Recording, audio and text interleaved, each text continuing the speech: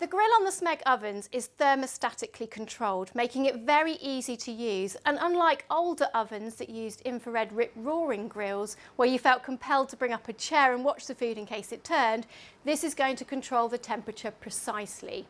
Now you can see in the control panel here that we've got 250 degrees selected, and on some ovens it's possible to go even higher to 280 degrees.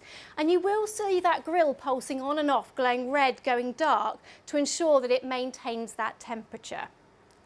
Now we grill with the door shut on the Smeg ovens because that will help us to save energy. By grilling with the door open, you actually lose 50% of the heat, and there's also the potential of drying out the food. Now there's no fear that we can't see what's going on inside the oven whilst it's in use, because there is always a light that can be switched on, giving you clear visibility of that top shelf.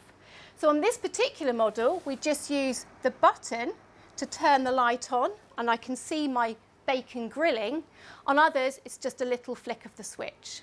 So all in all, really effective grilling results because you can control the temperature, you can see what's going on, and we're not wasting any energy. The grill is ideal for thin cuts of meat, such as our bacon,